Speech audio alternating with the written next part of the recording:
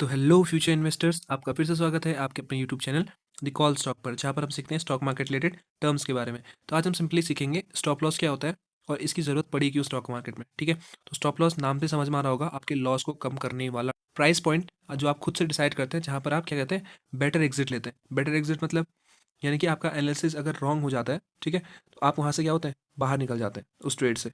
ठीक हो गया? कैसे? सिंपल एग्जांपल से समझते हैं इसको।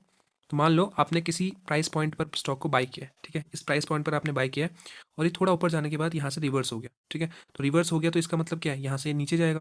ठीक, अब ये नीचे जाएगा तो मान लो आपने यहाँ पर एंट्री ली है, अगर यहाँ चले गया तो आपका तो बहुत ज़्यादा लॉस हो जाएगा। तो आप क्या करोगे, जब आप एंट्री करोगे तो वहाँ पर एक स्टॉप लॉस भी डिसाइड करोगे, यानी एसएल डिसाइड करोगे। तो एसएल कहाँ पर डिसाइड करोगे, कुछ 20 पॉइंट दूर, 10 पॉइंट दूर, जितना आपके एनालिसिस है उसके अकॉर्डिंग, यानी कि इतना मैंने एसएल लगा दिया। तो यहाँ पर क्या होगा, जब मेरा एनालिसिस रॉन्ग हो जाएगा, ये मेरे फेवर से अपोज में चले जाएगा, तो मेरा क्या होगा, स्टॉप लॉस हिट हो जाएगा और मैं इस ट्रेड से क्या हो जाऊंगा, एग्जिट हो जाऊंगा। यानी कि जो फर्दर मेरा लॉस होना है वो मेरा फर्दर लॉस रुक जाएगा। इसलिए हम किसका यूज़ करते हैं, स्टॉप लॉस का यूज़ करते हैं। अब हमारा एनालिसिस रॉन्ग होगा क्यों? ठीक है, इसलिए क्योंकि स्टॉक मार्केट किसका गेम है, प्रोबेबिलिटी का गेम है। 100% आपका कोई भी चीज़ यहाँ एनालिसिस सही हो नहीं सकता है, क्योंकि आप और हम जैसे लोग यहाँ पर क्या कर रहे हैं, ट्रेड कर रहे हैं, यानी कि सबके पास अपनी नॉलेज है।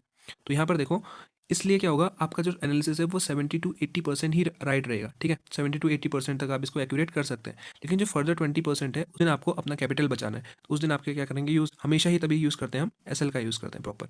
ठीक हो गया? अब देखो कैसे गलत हो सकता है एनालिसिस, एक उसका एग्जाम्पल भी मैं बताता हूँ आपको।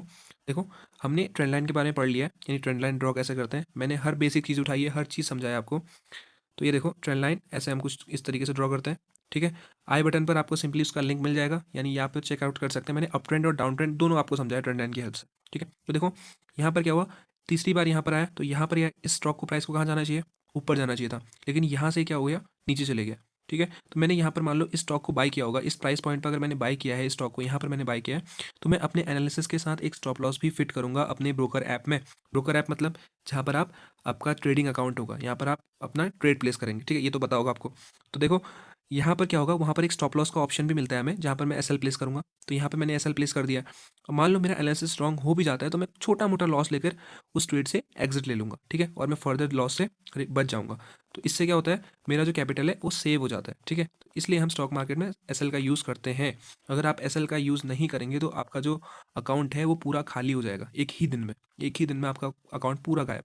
तो इसलिए स्टॉप लॉस का यूज़ करना बहुत ज़रूरी है। ठीक है, तो इसलिए ये एक छोटा सा टर्म था, लेकिन मैंने जब स्टार्ट किया था, मैं एज अ बिगिनर मैंने स्टार्ट किया था, तो मैं इन चीज़ों को ढूंढता था, यानी एसएल क्या होता है, ये स्टॉप लॉस क्या होता है, टूल्स क्या होते हैं। इसके अलावा आपको मैंने एक और चीज़ बताई है, टूल से याद आता है, आई बटन पर सिंपली लिंक भी दे रहा हूँ, उसका रिस्क रिवॉर्ड रेशियो टूल बताया मैंने।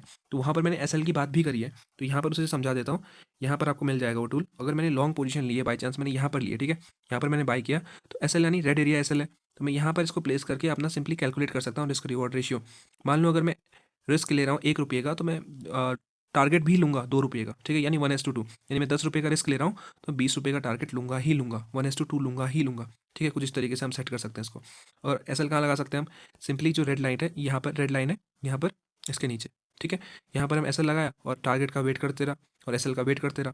तो इससे क्या होगा, आपको बहुत हेल्प मिलती है अपने ट्रेड्स को एग्जीक्यूट और पोजिशंस को क्लोज करने में। ठीक है, तो आई होप आपको एसएल का कॉन्सेप्ट समझ में आया होगा कि स्टॉक मार्केट में हम एसएल लाए क्यों, एसएल का यूज़ है क्या। ठीक है, ये छोटा सा कॉन्सेप्ट था जो आई होप आपको पता होना चाहिए, जिससे आपको क्या होगा, थोड़ा सा हेल्प मिलेगी अपने ट्रेड्स को प्लेस करने में, और लॉस जो आपका फेयर होता है, डर होता है कि हमें ज़्यादा लॉस हो जाएगा, उसे ओवरकम करने के लिए।